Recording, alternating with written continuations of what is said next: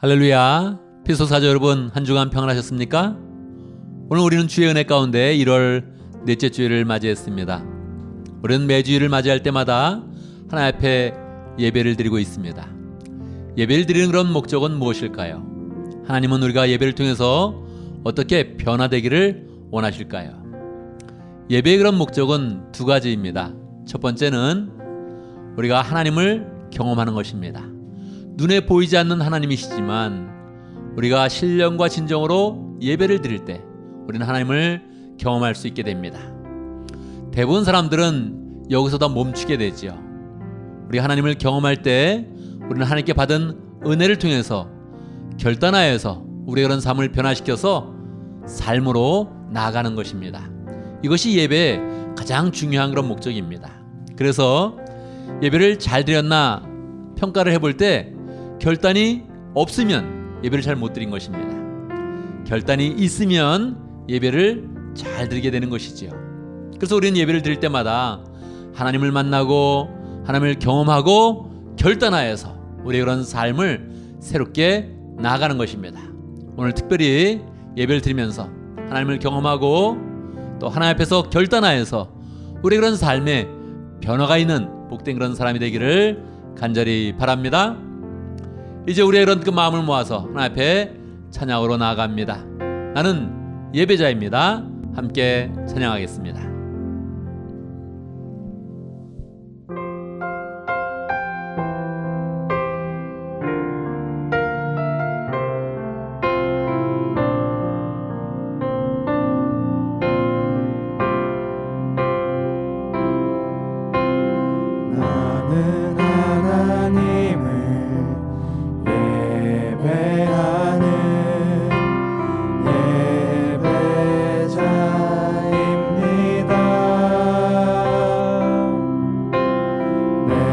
서 있는 곳 어디서나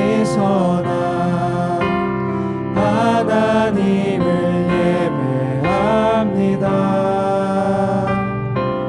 내 영혼 거룩한 은혜를 향하여 내 마음 완전한 하나님 향하여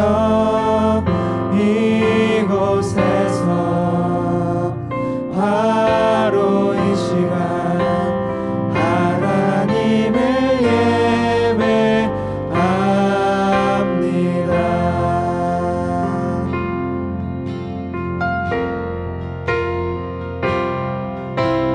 나는 하나님을 예배하는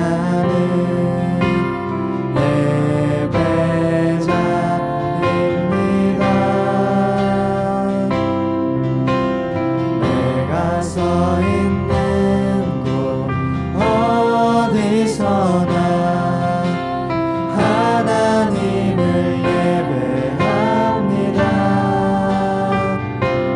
내 영혼 거룩한 은혜를 향하여 내 마음 완전한 하나님 향하여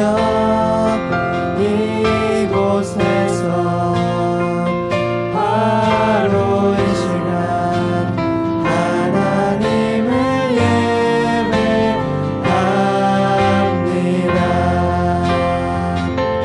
내 영혼 거룩한 은혜를 향하여 내 마음 완전한 하나님 향하여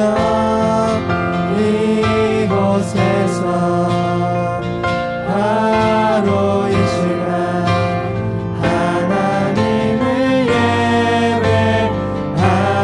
예배합니다.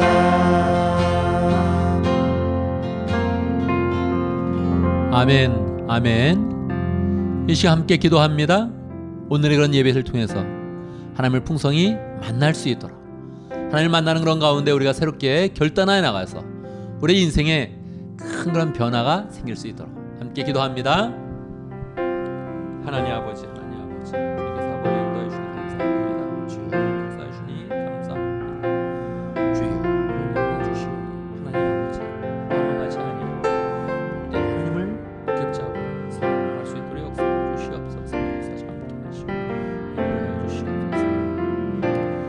살아계시며 역사하시는 하나님 아버지를 찬양합니다.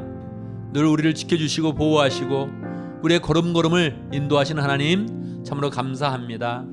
오늘 우리가 또 주의 은혜 가운데서 예배할 수 있도록 인도하시니 감사합니다.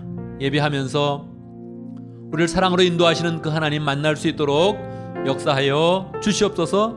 하나님을 경험하는 그런 가운데 우리의 그런 그 마음 가운데 하나님의 사랑을 깨닫고 하나님의 은혜를 풍성하게 깨닫고 하나님 앞에서 결단하는 복된 시간 될 수 있도록 역사하여 주시옵소서.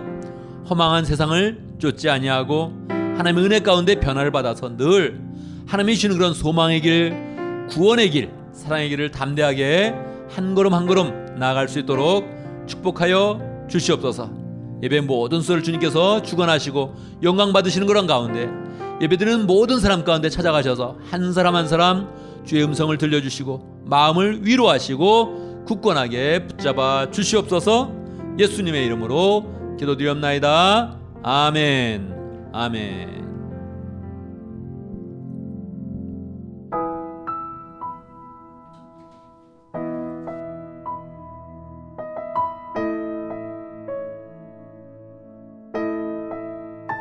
I can only imagine what it'll be like when I walk by your side. I can only imagine what my eyes will see when your face is before me. I can only imagine.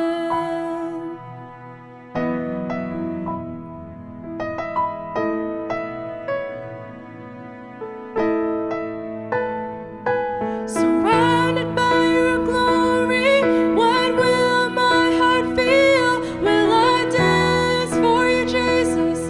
Or in awe of you be still? Will I stand in your presence? Or to my knees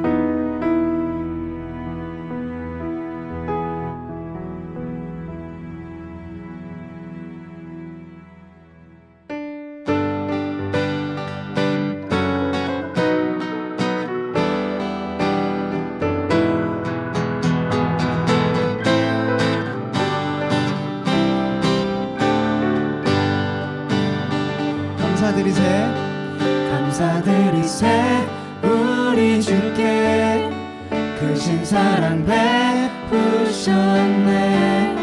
찬양 드리세 어린 양께 영원히 감사드리세 우리 주께 크신 사랑 베푸셨네. 찬양 드리세 어린 양께 영원히 감사해 고통과 눈물 없는 곳 열어주시리. 감사해 모든 만물 새롭게 되는 그날 주시리. 그날에 열방과 모든 민족들 주 찬양하리. 새하늘과 새 땅에 그날 기뻐 노래하리. 감사드리세 우리 주께 크신 사랑 베푸셨네. 찬양 드리세 어린 양께 영원히 감사드리세 우리 주께 크신 사랑 베푸셨네. 찬양 드리세 어린 양께 영원히 감사해 고통과 눈물 없는 곳 열어주시리. 감사해 모든 만물 새롭게 되는 그날 주시리. 그날에 열방과 모든 민족들 주 찬양하리. 새하늘과 새 땅에 그날 기뻐 노래하리. 감사해 고통과 눈물 없는 곳 열어주시리. 감사해 모든 만물 새롭게 되는 그날 주시리. 그날에 열방과 모든 민족들 주 찬양하리. 새하늘과 새 땅에 그날 기뻐 노래하리. 새하늘과 새 땅에 그날 기뻐 노래하리. 새하늘과 새 땅에 그날 기뻐 노래하리.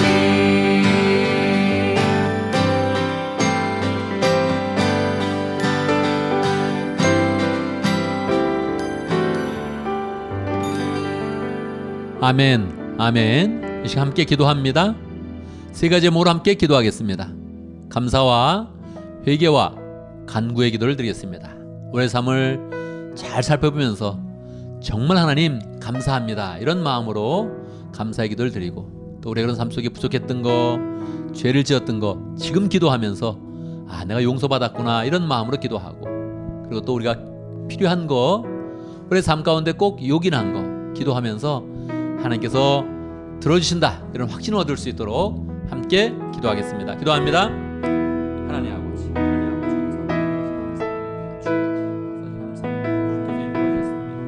주의 은혜, 하나님 주님을 또 평생 만나게 하시고, 하나님 죄악과 없애주시고, 하나님 없애주시고, 미움도 없애주시고, 불편함도 없애주시고, 상처도 없애주시고, 죄악을 가져가게 하옵소서.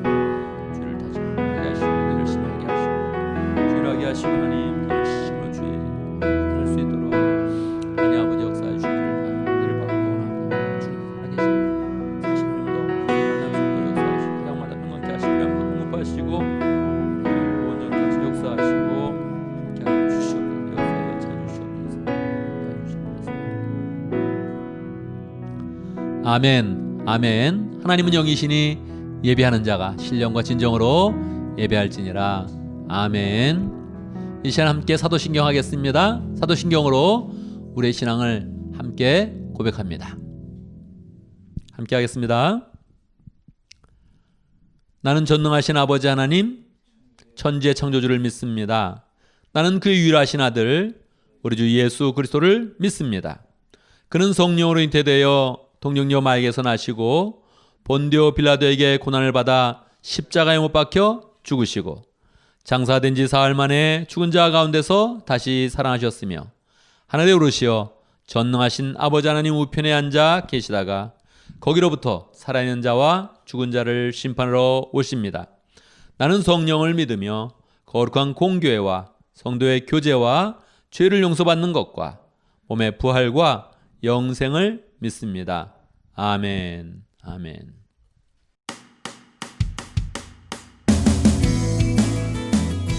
한 주간 평안하셨나요? 1월 24일 주일 피스토스 교회 소식입니다. 온라인으로 예배를 드리는 기간에 새가족부 모임을 원하시는 분은 박세홍 새가족 팀장님에게 연락 바랍니다. 오늘 말씀을 듣고 헌신의 마음을 가졌거나 개인적인 기도 제목이 있는 분들은 중보기도 팀장 조윤진 사모님에게 기도 제목을 알려주시기 바랍니다. 기도 요청이 있는 분들을 위해 중보기도팀에서 2주 동안 집중적으로 기도해드리며 새벽 기도에서도 함께 기도해드립니다. 하나님을 경험하는 삶 7기와 유스그룹 생명의 삶 공부가 진행 중에 있습니다. 생명의 삶, 새로운 삶, 경건의 삶, 하나님을 경험하는 삶, 말씀의 삶, 기도의 삶 공부를 원하는 분들은 조 목사님에게 신청해 주시기 바랍니다. 매주 월요일부터 금요일까지 아침 7시에 조 목사님께서 매일 성경 본문을 가지고 큐티 해설을 합니다. 실시간으로 참여를 원하시는 분들은 6시 50분에서 7시 사이에 접속해 주시고 상황이 어려운 분들은 유튜브를 통해 편한 시간에 신청할 수 있습니다. 피소스 어린이들이 매일 말씀을 묵상하고 기도하는 삶을 살도록 어린이 큐티를 진행하고 있습니다. 참여를 원하시는 분은 주보에 나와 있는 온라인 링크를 사용하시기 바랍니다. 어린이 큐티는 어른들이 하고 있는 매일 성경 본문과 동일한 본문으로 하고 이희원 집사님의 인도로 7시 45분부터 7시 55분까지 진행됩니다. 많은 참여 바랍니다. 연말 정산을 위한 2020년 헌금 내역을 원하시는 분은 재정팀장 최혜진 집사님께 신청하시기 바랍니다. 다음 주일 예배는 미주지역 가정교회 사역원장이신 김인기 목사님이 설교하십니다. 코로나 바이러스로 인해 장보기가 어려운 분, 마스크 등이 필요한 분은 사무간사 박진영 집사님께 연락 바랍니다. 할렐루야. 오늘 가정교회 4기둥 중에 첫 번째 기둥에 대해서 함께 나누도록 하겠습니다. 가정교회에서는 가정교회 정신을 4기둥으로 표현하고 있습니다. 그 중에 첫 번째가 교회의 존재 목적입니다. 여러분, 교회 존재 목적이 무엇입니까? 사람마다 생각하는 바가 있고 자기의 경험한 바에 따라서 주장할 수 있습니다. 그러나 우리는 예수님의 가르침과 성경을 따라야 되죠. 예수님은 성경을 통해서 우리에게 교회의 존재 목적은 영혼 구원이다, 그렇게 가르쳐주고 있습니다. 그래서 우리는 목장을 할 때, 교회를 또 섬길 때마다 항상 영혼 구원이 우리의 존재 목적이다, 이것을 늘 기억하면서 교회를 섬기고 목장을 섬겨 나가야겠습니다. 감사합니다.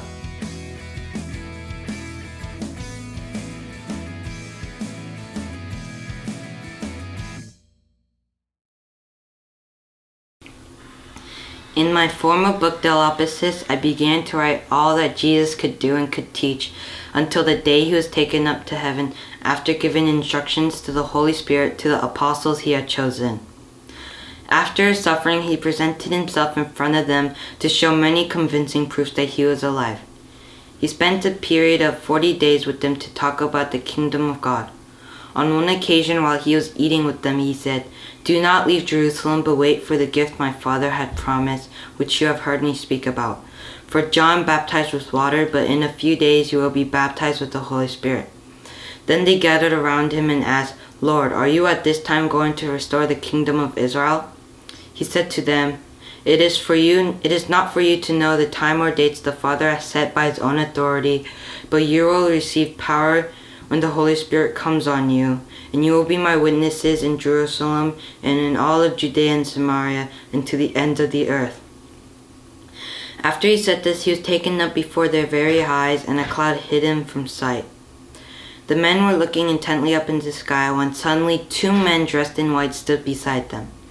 "Men of Galilee," they said, Why do you stand here looking into the sky when the same Jesus who has been taken from you will come down the same way you have seen him go into heaven? Then the apostles returned to Jerusalem from the hill called the Mount of Olives, a Sabbath day walk from the city. When they arrived, they went upstairs to the room they were staying. Those present were Peter, John, James, and Andrew, Philip and Thomas, Bartholomew, Matthew, James, son of Alphaeus, Simon the Zealot, and Judas, son of James. They all joined together constantly in prayer with Mary, the mother of Jesus, and his brothers. In those days, Peter stood among the group of believers, a group numbering about 120, and said, "Brothers and sisters, the scripture had to be fulfilled, for the Holy Spirit had talked about in David concerning Judas served as a guide to those who arrested Jesus. He was one of our number and shared our ministry. With the payment he received for his wickedness, he bought land, and he fell headlong. His body burst open and his intestines spilled out. All the people in Jerusalem heard about this, and they called it in their own language, Akadema, the field of blood.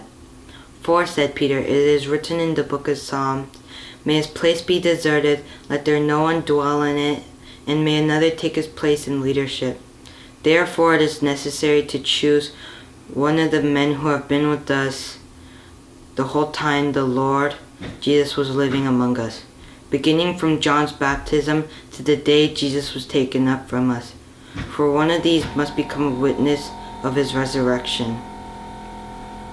So they nominated 2 men, Joseph called Barabbas, also known as Justus, and Matthias. Then they prayed, Lord, you know everyone's heart. Show us which of these 2 you have chose to take over this public ministry, for Judas left to go where he belongs. So they cast lots, and the lot fell to Matthias. Matthias joined the 11 apostles. Acts chapter 1. 예, 오늘은 우리 이현우 형제가 성경 암송을 했습니다. 우리 유스그룹에서는 유스그룹 리더들은 계속 일주일에 10절씩 10절씩 계속 암송을 해가고 있습니다. 1년 넘게 해오고 있고요.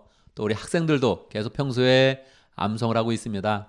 우리의 삶 가운데서도 암송이 필요하다 하는 거 생각하고, 또 암송하는 사람이 있으면 축복하고 내가 저것을 본받아야지, 이런 마음을 가지면 좋겠습니다. 이 시간 본송 하겠습니다. 내게 있는 것을, 내게 있는 모든 것을 아낌없이 드리네. 여러분, 우리가 그런 삶 가운데 있는 것을 하나님 앞에 아낌없이 드리면 우리는 어떤 마음을 갖겠습니까? 하나님께서 우리에게 아낌없이 주셨던 은혜를 기억하게 되고, 하나님께서 우리에게 예수 그리스도를 주신 것을 은혜로 받아들이게 되고, 또 하나님께서 앞으로도 우리의 그런 삶 가운데 아낌없는 은혜와 사랑을 부어주실 것을 우리는 더 확신하게 되는 것입니다. 그래서 찬송을 부를 때마다 나의 것을 아낌없이 다 하나님께 받은 것인데 하나님께 드립니다 하면서 더 큰 은혜를 소망하는 그런 삶을 살길 바랍니다. 함께 찬양합니다.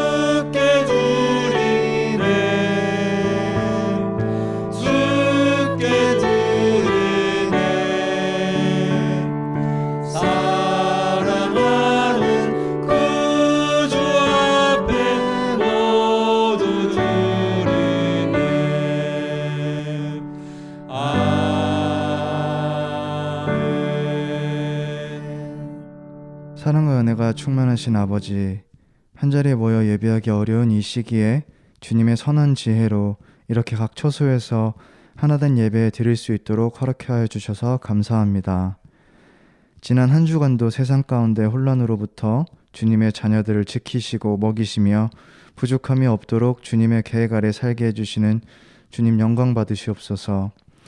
주님의 복된 자녀된 삶의 은혜에 더하여 물질의 축복을 주신 주님께 대한 감사로 오늘도 모든 것들이 주님의 것임을 고백하여 드리는 저희의 헌물을 기쁘게 받아주시옵소서.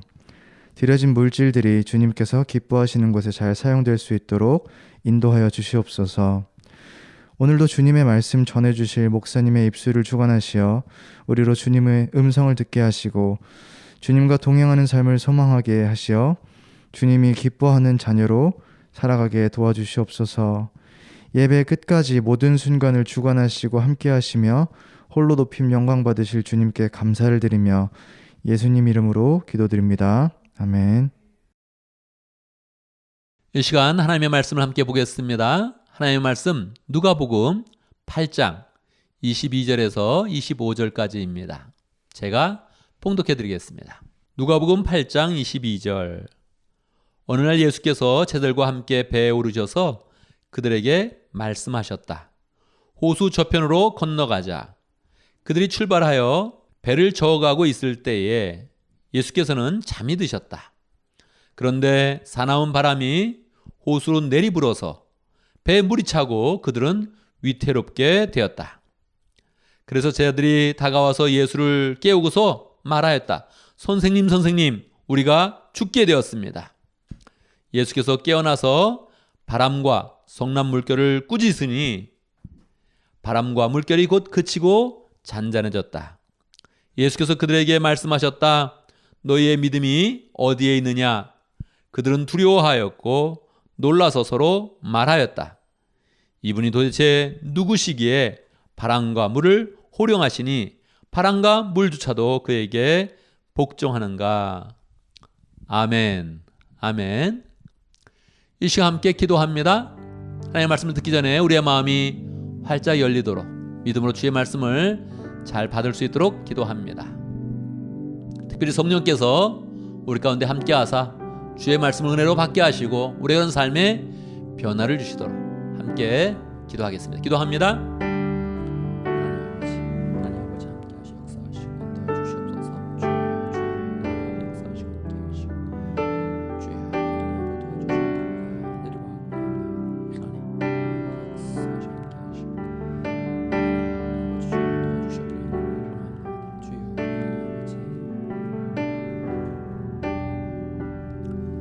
살아계신 아버지 하나님, 우리에게 늘 주의 말씀을 허락하여 주심을 감사합니다. 우리가 주의 말씀을 믿음으로 받는 그런 가운데 말씀 가운데 있는 하나님의 그런 사랑과 은혜를 깨닫게 해주시고 하나님이 우리에게 주시는 소망을 굳게 붙잡는 복된 시간 될 수 있도록 역사하여 주옵소서.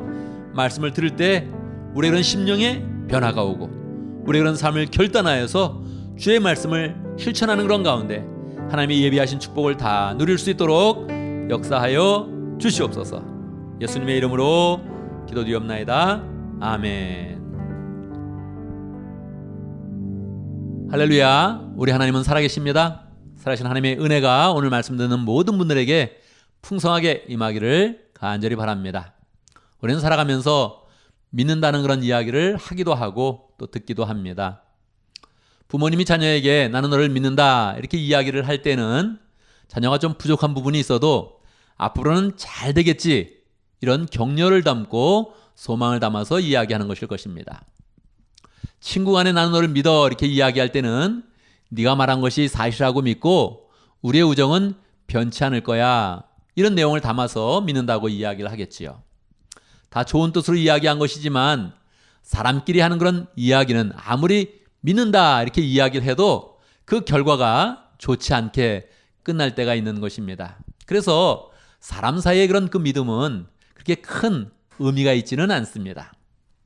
그런데요, 우리의 그런 그 믿음이 진리를 향해 있고 하나님을 향해 있다면 그 믿음은 빛을 발하게 됩니다. 여러분, 하나님을 향한 그런 믿음에서 믿음이 좋은 사람을 보았습니까? 우린 주변에서 야, 저 사람 믿음이 좋다. 그렇게 이야기할 수 있는 그런 사람을 우리는 보게 되지요. 믿음이 나쁜 사람도 봤습니까? 그렇습니다. 어려운 일을 만나서 마음이 요동을 하고 또 배반을 하기도 하고 쉽게 좌절하는 그런 사람을 우리는 보기도 하지요. 여러분은 어떤 사람이 되기를 원합니까? 믿음이 좋은 사람이 되기를 원합니까? 믿음이 약하고 믿음이 약한 그런 믿음을 가진 사람이 되기를 원합니까? 당연하게 믿음이 굳건하고 믿음이 좋은 그런 사람이 되기를 원할 것입니다. 그런데 그 믿음이라는 것은 보이지 않는 그런 하나님, 우리가 확신할 수 없는, 확인할 수 없는 그런 진리를 향한 그런 그 믿음은 조금 추상적인 그런 명사여서 우리가 그런 삶 가운데 어떻게 믿는 것인지, 어떻게 굳건한 그런 믿음을 가져야 하는 것인지, 심지어는 왜 믿어야 하는 것인지 우리는 조금 더 분명하지 않을 때가 있는 것입니다. 오늘 본문 말씀에 보면 예수님께서 제자들을 향해서 너희가 적은 믿음을 가졌다, 너의 믿음을 굳게 가져라 하면서 책망하는 그런 그 내용이 나옵니다. 그래서 우리는 오늘 누가복음 8장의 그런 그 말씀을 통하여서 우리가 어떤 믿음을 가져야 되는지, 또 굳건한 그런 믿음을 갖기 위해서 우리가 무엇을 해야 되는지 함께 살펴보도록 하겠습니다. 또 우리가 주님을 향해서 굳건한 그런 믿음을 가졌을 때, 좋은 믿음을 가졌을 때 하나님께서 우리의 그런 삶을 어떻게 축복하시는지 함께 살펴보도록 하겠습니다. 오늘 누가복음 8장에서 예수님은 갈릴리 호수를 제자들과 함께 배를 타고 건너가고 있습니다. 예수님이 사역했던 그런 갈릴리 지방은 갈릴리 호수를 다 끼고 있는 그런 도시들이 많이 있었습니다. 예수님이 가장 많이 활동하셨던 가버나움은 갈릴리 호수에서 왼쪽에서 약간 우회, 지도를 바라본다면 왼쪽에서 약간 우회에 그렇게 위치해 있었죠. 그리고 밑에 막달라라는 곳도 있었고, 오른편은 베세다라는 곳도 있었고, 그 밑에는 거라사라는 그런 곳도 있었습니다. 오늘 예수님은 가버나움 쪽에서 사역을 하신 다음에, 왼쪽 사역하신 다음에 오른쪽에 있는 거라사 지방으로 배를 타고 가셨습니다. 그런데 배를 타고 가던 그런 중에 갑자기 갈릴리 호수에서 큰 바람이 불면서, 돌풍이 불면서 이 배가 파도가 치고 파도에 물이 막 배로 들어오게 되는 것입니다. 얼마나 놀랐겠습니까? 저도 어린 시절에 임진강에서 배를 여러 번 탄 적이 있죠. 배를 타고 가는데 갑자기 배가 흔들리고 물이 들어온다면 정말 마음이 깜짝 놀라고 두려움이 엄습하게 됩니다. 제가 살던 곳에서도 배를 타고 가다가 죽는 사람들이 1년에 한두 명씩 나왔거든요. 그러니까 늘 이 배가 뒤집어지면 죽는다, 그런 생각을 하게 되는 것이지요. 사실 제자들은 그 중에 어부들이 많이 있었기 때문에 배를 잘 다루고 수영도 잘할 것입니다. 그런데 갈릴리 호수는 너무 커서 가로가 12km, 세로가 20km가 됩니다. 중간쯤 있었다 그러면 어떻게 되는 겁니까? 세로 짧은 쪽으로 가더라도 6km 정도가 거리가 있는 것입니다. 그러니까 수영을 아무리 잘해도 폭풍우가 몰아칠 때, 바람이 막 몰아치면서 파도가 생겼는데 거기를 수영하면서 6km는 갈 수가 없게 되는 것이죠. 그래서 제자들도 두려움이 엄습하는 그런 가운데 깜짝 놀랐습니다. 더 놀란 것은 예수님이 지금 가만히 주무시고 있는 것입니다. 예수님은 배를 타자마자 주무시고 있었는데 지금 배가 흔들리고 물이 오는 그런 상황 가운데도 예수님이 주무시고 있는 것입니다. 아마도 예수님은 제자들이 어떻게 이 상황을 대처할까 좀 보고 싶은 그런 마음도 분명히 있었던 것 같습니다. 제자들이 급하게 예수님을 막 깨웠죠. 예수님, 우리가 죽게 되었습니다. 그 우리가 누구일까요? 제자들을 말하는 것일까요? 예수님을 포함해서 다 말하는 것일까요? 제자들은 지금 급해서 주님, 우리가 죽게 되었습니다. 그리고 예수님을 깨웠습니다. 예수님은 깨시자마자 배가 흔들리고 있고 물이 들어온다면 예수님도 크게 놀랐을 텐데 예수님은 평강한 그런 상태에 있었습니다. 그리고서 바로 바람을 향해서 파도를 향해서 물결을 향해서 명령을 했습니다. 잠잠해라. 그렇게 명령을 했던 것입니다. 그랬더니 정말 바람과 물결이 잠잠해지는 그런 가운데 배는 평안하게 갈 수 있었던 것입니다. 정말 깜짝 놀랐겠죠? 여러분, 명령을 한다는 것이 무엇입니까? 명령은 보통 사람이 알아들을 수 있는 사람에게, 자기 말을 잘 듣는 사람에게 명령하는 것이지요. 그런데 바람을 향해서 명령한다. 여러분 보았습니까? 그런 사람을 물결을 향해서 명령한다. 이게 말이 됩니까? 예수님께서 잠에서 깨셔가지고 풍랑이 막 일고 있는데, 폭풍우 가지고 몰아치고 있는데, 거기서 예수님께서 바람아 잠잠해라, 물결아 잠잠해라, 그렇게 명령을 하시는 것입니다. 그리고 나서 지금 예수님이 제자들을 책망했던 것입니다. 너희의 믿음이 어디 있느냐? 너희의 믿음이 왜 이렇게 작냐? 그렇게 책망을 하시면서 너희가 앞으로 굳센 믿음을 가져라, 그렇게 말씀을 했던 것입니다. 제자들의 그 마음 가운데는 와, 예수님이 과연 누구신가? 누구시길래 바람과 풍랑이 다 잠잠한가? 그렇게 생각을 했죠. 예수님은 분명히 바람과 풍랑을 잠잠하게 할 수 있는 그런 주님이십니다. 아마 주님의 그런 기대는 제자들이 주님을 굳게 믿는 것도 필요했고, 주님께서 한 걸음 더 기대를 하신다면 제자들이 예수님처럼 내가 지금 주님을 모시고 있으니 바람아 잠잠해라, 이런 것도 아마 기대를 했을 것입니다. 물결아 잠잠해라, 내가 주님을 모시고 있다, 그렇게 이야기했다면 이거 얼마나 멋진 그런 장면이 되겠습니까? 주님도 얼마나 제자들을 자랑스러워 했겠습니까? 그러니까 우리의 그런 삶 가운데 굳건한 그런 믿음을 가지고 있다면, 좋은 믿음을 가지고 있다면 사람이 보기에도 참으로 멋지고, 그리고 참으로 존경스러운 그런 모습을 갖게 되는 것입니다. 우리의 그런 삶 가운데 항상 굳건한 그런 믿음, 주님을 향한 그런 믿음, 주님이 누구신지를 잘 알면서 그분을 모시는 그런 귀한 그런 믿음을 가져야 하는 것입니다. 오늘 말씀 속에서 우리가 배워야 할 그런 영적 교훈은 무엇일까요? 첫 번째, 주님과 함께 해도 인생의 폭풍을 만난다는 것입니다.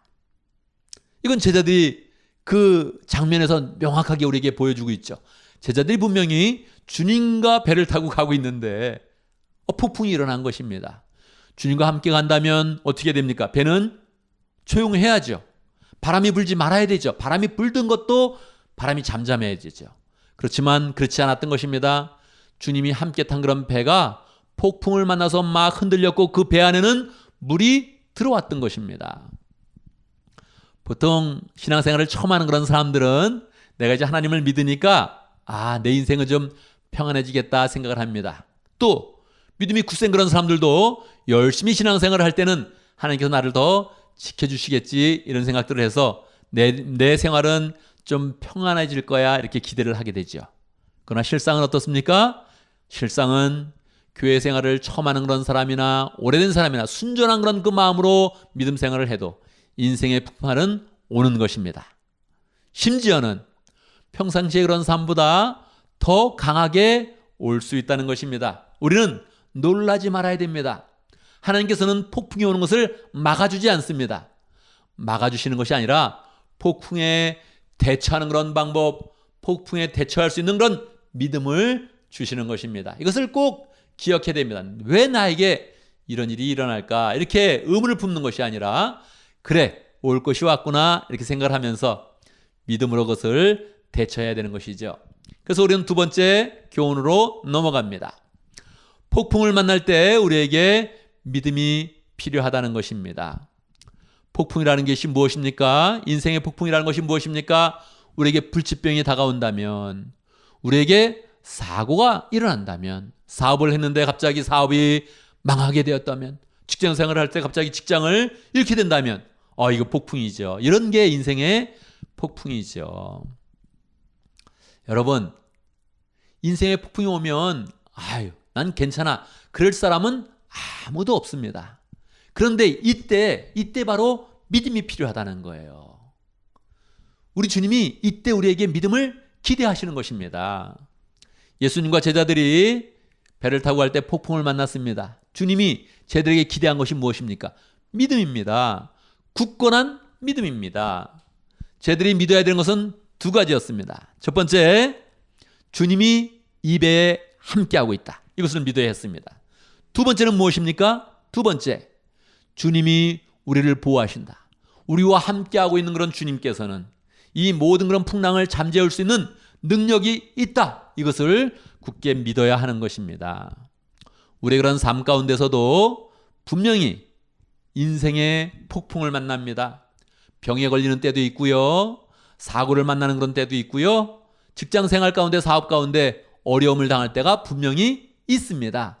그때 당황하지 말고 우리는 믿음을 굳게 세워야 됩니다. 무엇입니까? 주님이 함께 하신다. 주님은 배에 있는 것처럼 우리의 인생 가운데 함께 있습니다. 우리가 흔들리고 있을 때 우리가 걱정하는 것보다 주님이 우리를 더 걱정하십니다. 부모님이 자녀를 더 많이 걱정하는 것처럼 주님이 우리의 그런 인생에 대해서 우리가 맞이하는 건 폭풍 속에서 우리가 당황해하면 주님이 우리보다 더 걱정하십니다. 우리는 그 주님을 믿어야 되고 주님께서는 폭풍을 잠재울 수 있는 능력이 있으시다. 이것을 굳게 믿어야 하는 것입니다. 혹시 죽는다면 어떻게 될까? 혹시 우리가 폭풍 가운데 죽는다면 어떻게 될까? 저도 인생의 폭풍을 만나봤습니다. 교통사고를 만나서 목뼈가 부러진 적도 있었고요. 그리고 자다가 갑자기 아파서 급하게 병원에 실려간 그런 때도 있었습니다. 근데요, 그때를 기억해 보면 목뼈가 부러지는 그런 순간, 저는 이제 순간적으로 기절을 했는데 기절하기 전에 몇 초간의 그런 기억이 지금도 생생하게 살아나 있습니다. 큰 사고를 나면서 큰 사고를 당했구나. 그리고 하면서 딱 눈이 감기던 그런 기억이 납니다. 또 시술을 받아서 마취제를 받고 전신마취가 되어서 의식이 없는 그런 때도 기억을 하지요. 의사가 열을 세봐라 그렇게 이야기했는데 1, 2, 3 이렇게 쉴 때 열을 세지 못하고 숫자가 끊어지면서 의식이 잠겨졌습니다. 의식이 없어졌습니다. 그때 저는 생각했습니다. 아, 죽는 순간이 이렇게 오는 것이구나. 이렇게 죽는 것이구나 하는 것을 깨닫게 되었죠. 여러분, 죽는 것은 그리 두려운 것이 아닙니다. 생각보다 쉽게 오고 우리가 크게 다치면서 죽게 돼도 고통을 모르고 죽게 됩니다. 죽으면 어떻게 되겠습니까? 죽음은 영생으로 가게 되겠지요. 하나님 나라로 가게 되겠지요. 우리가 최고로 두려운 것이 죽는 것인데 주님은 분명히 우리와 함께 있고 죽음에서도 우리를 부활시킬 수 있는 능력이 있으신 분이십니다. 우리는 그 주님을 믿고 있는 거죠. 그래서 우리가 항상 주님이 나를 함께하여 주시고 보호하여 주시고 혹시 죽더라도 우리를 영생으로 인도하신다. 이것을 우리는 굳게 믿으면서 나아가야 하는 것입니다. 세 번째, 굳건한 믿음은 주님과 깊은 관계를 맺는 것입니다. 믿음이 좋다는 그런 사람, 어떤 그런 사람입니까? 그 마음 가운데 확신을 강하게 갖고 있는 그런 사람일까요? 나는 괜찮을 거야. 나는 사고당하지 않을 거야. 이런 사람이 믿음이 좋은 사람입니까? 자기 확신이 강한 그런 사람은 믿음이 좋은 그런 사람이 아닙니다. 굳건한 믿음이 있다는 것은 무엇을 이야기하냐면 주님과 깊은 관계를 맺는 것입니다. 주님과의 관계를 계속적으로 깊게 하면서 주님의 그런 사랑을 입고 주님의 은총을 입고 주님의 관심을 깊이 갖는 그런 사람입니다. 어떻게 그런 사람이 될 수 있습니까? 기도를 할 때 내 쪽에서 필요한 것만 계속 기도하는 그런 사람이 아니라 기도를 할 때 주님의 마음은 무엇일까? 주님의 뜻은 무엇일까? 주님의 뜻은 나에게 어떻게 이루어질까? 이것을 기도하는 그런 사람은 굳건한 그런 믿음을 갖게 됩니다. 말씀을 볼 때 말씀을 지시로만 보는 것이 아니라 이 말씀 가운데 나타나는 하나님의 마음은 무엇일까? 하나님이 우리를 향한 뜻은 무엇일까?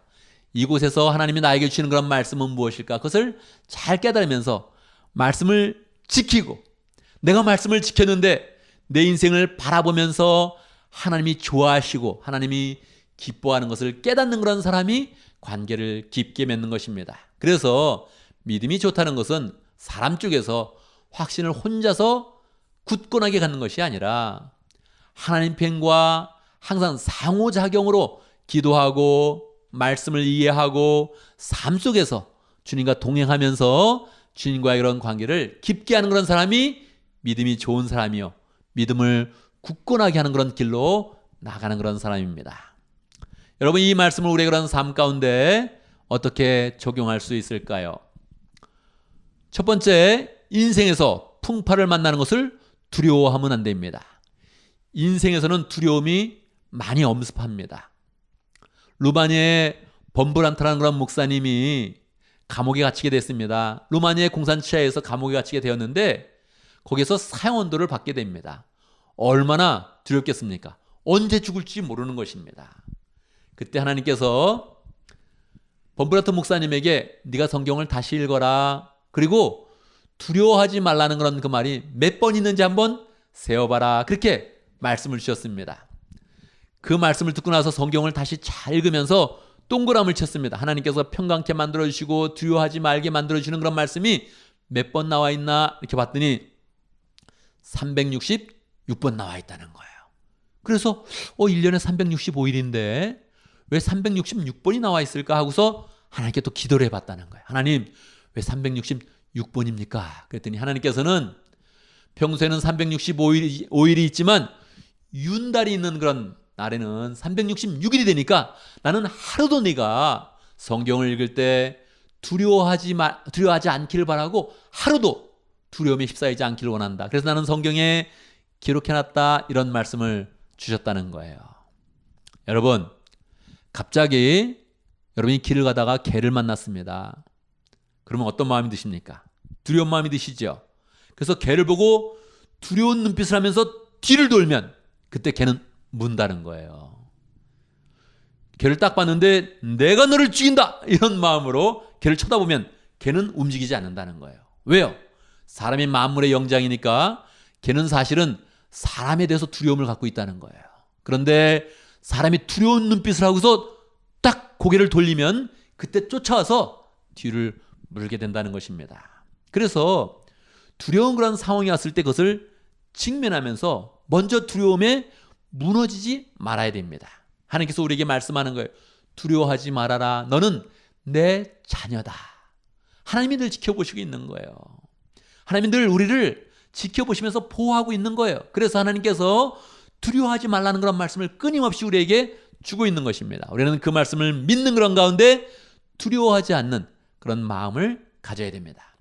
인생의 풍파가 오면 다 누구나 두려움이 엄습하게 되어 있습니다. 그때 두려움 때문에 너무 마음을 낙담시키지 말고 정신없어 하지 말고, 그래, 내가 안정을 찾고 이때도 하나님을 굳게 믿어야지, 이런 마음을 가져야 됩니다. 두 번째 적용은요, 인생에서 만나는 폭풍보다 더 큰 믿음을 가져야 하는 것입니다. 여러분, 인생에서 폭풍을 만날 때 그 폭풍이 정말 다 두려운 것입니다. 병은 너무 무섭고요, 사고는 너무나 무서운 것입니다. 그런데 그 폭풍보다 더 큰 믿음을 가져야 됩니다. 저는 어린 시절에 나룻배를 많이 타봤습니다. 임진강에 있어서 몇 번 직접 노를 저어보기도 하고, 다른 사람이 짓는 그런 노에 한번 타서 여러 번 그렇게 임진강을 건너봤습니다. 그런데요, 저는 나이가 들어서 크루즈도 한번 타봤습니다. 크루즈는요, 몇 층으로 되어 있고, 그리고 배 안에 엘리베이터까지 있을 정도죠. 그러니까요, 바다를 쫙 갔을 때 바닷물이 파도가 쳐도 배가 아주 크면 그 흔들림이 굉장히 적습니다. 그런데요, 작은 배는 조금만 흔들려도 배가 막 흔들려서 나 죽는다, 그런 소리를 하게 되지요. 큰 배에 있으면 어떻게 됩니까? 큰 배에 있으면 크루즈에 타면 파도가 칠 때도 파도가 타는 게 이렇게 흔들리는데 그 흔들림이 굉장히 천천히 흔들립니다. 여러분, 큰 믿음을 가지면 흔들림이 적게 되는 거예요. 그리고 배가 크면 웬만한 파도는 그냥 여유 있게 지나가는 것처럼, 큰 믿음을 가지면 인생의 폭풍이 쳐도 그것을 쫙 지나갈 수 있는 것입니다. 왜 하나님 우리에게 폭풍을 주실까요? 폭풍 가운데서 우리의 믿음이 계속 굳세지고 산믿음이 되어지고 생명력 있는 그런 믿음이 되는 것을 하나님은 기대하시는 것입니다.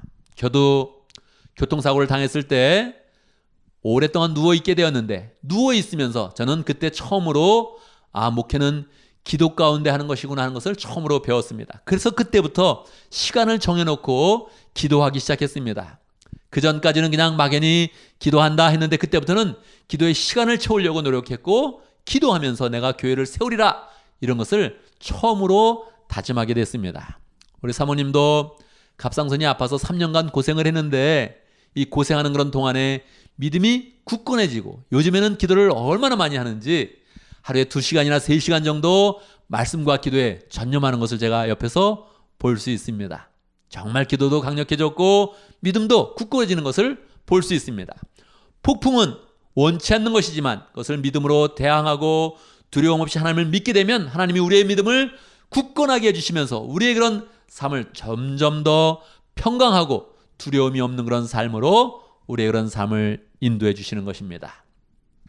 세 번째 적용할 것은 믿음을 키우는 것을 인생 가운데 가장 중요한 것으로 여겨야 합니다. 여러분, 한번 물어보겠습니다. 돈을 버는 것이 좋겠습니까? 지금 당장 돈을 버는 게 좋겠습니까? 믿음을 키우는 게 좋겠습니까? 우리의 그런 그 마음 가운데 나도 굳건한 믿음을 갖고 싶다. 나도 좋은 믿음을 갖고 싶다. 믿음이 좋은 사람이 되고 싶다. 이런 마음이 있지만 믿음이 좋아지는 것이 쉽지 않습니다. 믿음이 굳건해지는 것도 쉽지 않습니다. 우리의 인생 가운데 믿음이 좋은 사람을 만나는 게 쉽지 않습니다. 우리가 믿음이 좋은 사람, 믿음이 굳건한 그런 사람이 돼야 되는데 여러분, 우리의 인생 가운데 가장 중요한 것이 믿음을 세우는 것이다. 내가 굳건한 믿음을 갖는 것이 가장 내 인생 가운데 중요한 것이다. 돈을 버는 것보다 중요하다. 이 마음을 가져야 됩니다. 왜 그렇습니까? 믿음을 가질 때 우리는 모든 폭풍을 다 이겨낼 수 있고 어려움도 이겨낼 수 있고 좌절하지 않고 평강하고 죽어도 살게 되는 그런 믿음을 갖게 되는 것입니다. 우리는 절망 가운데 승리하는 그런 길을 믿음을 통해서 우리는 갖게 되는 것입니다. 폭풍우가 몰아쳐도 살아날 수 있는 사람, 인생의 폭풍우가 몰아쳤는데 요동하지 않고 평강하며 더욱더 좋은 길로 나갈 수 있는 그런 사람이 된다면 그것보다 좋은 그런 길이 어디 있습니까? 이것은 분명히 돈을 버는 것보다 좋은 길이요 인생 가운데 가장 중요한 것인데 여러분, 이것은 마음을 가장 쓸 때, 가장 최우선으로 쓸 때 이루어지는 일입니다. 여러분, 사람들도 묻지 않습니까? 이 세상에서 누가 제일 좋아? 누가 제일 사랑해? 이런 거 사랑하는 사람끼리도 한번 묻지 않습니까? 여러분, 친구들 간에서도 저 친구가 나를 얼마큼 생각하나 그걸 한번 생각해 보지 않습니까? 그래서 저 친구가 나를 좀 무시하는 마음을 갖고 있다면 우리는 그 사람과 사귀지 않을 것입니다. 우리는 우리의 자존심에 민감합니다. 그런데 여러분, 믿음 생활을 할수록 예수님의 자존심을 한번 생각해 봐야 됩니다. 예수님도 자존심이 세신 분입니다. 어찌 안 그러겠습니까? 이 생을 다 창조하시고 이 생을 주관하시는 그런 주님이신데 어찌 안 그러겠어요? 우리가 예수님을 무시하는 그런 태도를 갖는다면, 예수님에 대해서 적게 믿고 세상의 명예와 세상의 돈을 쫓아간다면 어떻게 예수님이 우리를 축복할 수 있겠습니까? 나는 예수님이 최고입니다. 예수님을 하는 건 믿음을 인생 가운데 가장 중요한 일로 여기겠습니다. 그랬을 때 믿음이 커져가면서 폭풍우가 몰아쳐도 두려워하지 않으며 아무런 문제가 없으며 굳건하게 사는 그런 가운데 인생의 소망을 성취하는 복된 그런 사람이 되는 것입니다. 여러분, 주님은 우리가 믿음이 굳건해지기를 원하고 있습니다. 우리도 그것을 원할 것입니다. 여러분, 우리의 그런 그 마음 속에서도 그래 나도 굳건한 믿음을 갖고 싶다 이런 그런 마음이 있겠지요. 그러나 이것은 그냥 이루어지는 것이 아니라 내 인생 가운데 믿음을 굳건하게 만들겠다. 폭풍우가 올 때마다 나는 믿음을 키우는 기회로 삼겠다. 이렇게 마음을 먹으면 우리의 그런 삶 가운데 믿음은 커져가고 주님께서 우리의 그런 그 믿음을 보면서 믿음을 칭찬하시고 우리의 그런 삶은 평강으로 인도하시고 어떤 일을 만나도 하나님의 그런 축복으로 우리의 그런 삶을 인도하시는 것입니다. 그 가운데 우리와 예수님의 그런 관계는 깊어지고 시간이 지나갈수록 나이가 지나갈수록 믿음이 커진다면 우리의 인생은 정말 행복한 인생이 되는 것입니다. 앞으로 인생 가운데 믿음을 굳건히 해서 삶에 요동함이 적으며 온전히 기쁨과 하나님의 그런 축복을 잘 누리는 복된 사람이 되기를 간절히 바랍니다. 아멘. 아멘.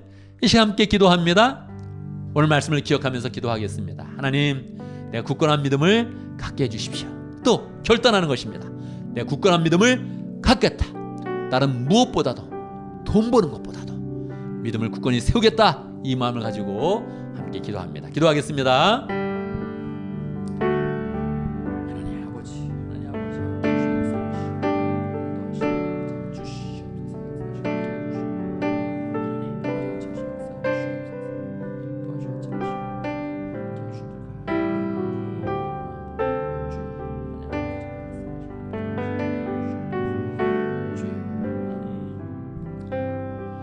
하나님 아버지, 하나님 아버지, 주님께서는 우리에게 산 믿음을 주시고 구원하는 믿음을 주시고 우리의 그런 그 믿음이 더 굳세져서 폭풍우도 다 이겨내고 폭풍 가운데서도 주님의 사람으로 우뚝 서기를 원하시는데, 하나님, 우리가 이것을 참으로 우리의 그런 그 마음을 굳게 써서 굳건한 믿음을 가질 수 있도록 인도해 주시고 그 믿음으로 늘 승리하는 복된 사람 될 수 있도록 역사하여 주시옵소서.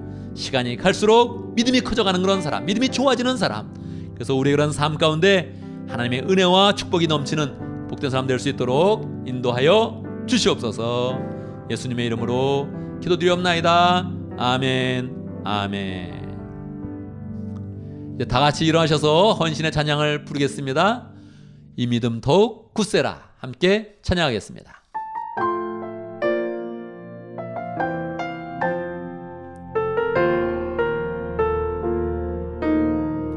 여기에 모인 우리, 여기에 모인 우리 주의 은총 받은 자여라. 주께서 이 자리에 함께 계심을 아노라. 언제나 주님만을 찬양하며 따라가리니 시험을 당할 때도 함께 계심을 믿노라. 이 믿음 더욱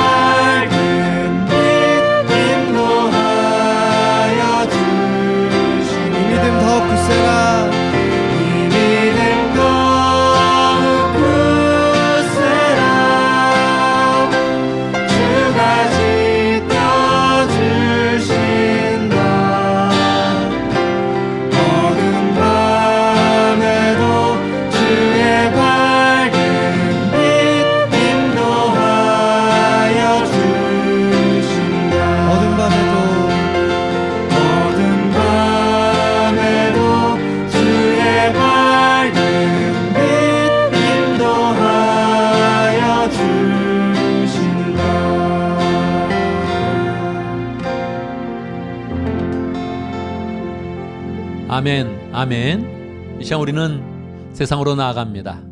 우리 스스로 나가는 것이 아니라 하나님께서 우리를 세상 가운데 불러주셔서 하나님의 은혜를 주시고 우리를 세상으로 또 보내주십니다. 우리가 세상으로 나갈 때 하나님은 우리에게 어떤 기대를 하시겠습니까? 우리는 분명 세상으로 나갈 때 세상의 풍파를 맞이할 것인데 굳건한 믿음으로 풍파를 이겨내고, 여러분 세상에는 두려워하는 그런 사람들이 참으로 많습니다. 두려움에 사로잡힌 사람들이 많습니다. 우리가 굳건한 믿음 가운데서 풍파를 이겨내고 평강 가운데 두려움에 떠는 그런 사람들에게 예수님의 사랑과 은혜와 하나님의 그런 그 말씀을 선포해서 그들을 또 세워가기를 원하실 것입니다. 우리가 굳건한 믿음을 가져서 주님과 관계가 깊어지고 우리 그런 삶 가운데 평강과 은혜가 넘쳐서 이 세상 가운데 두려움에 있는 그런 사람들 다 평강으로 인도하며 하나님의 사람으로 득수는 복된 그런 삶이 되기를 간절히 바랍니다. 기도하겠습니다.